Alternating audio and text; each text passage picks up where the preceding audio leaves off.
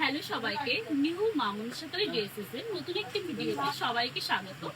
আজকে আমি তোমাদের জন্য নিয়ে এসেছি একদম সুপার কমফোর্ট নাইট ড্রেস বা সামার ওয়্যার যাই বলতে পারো, তোমরা রেগুলার ইউজের জন্য কিন্তু এগুলো অবশ্যই পরতে পারো। খুবই সফট, খুবই লাইট ওয়েটের একটা ড্রেস।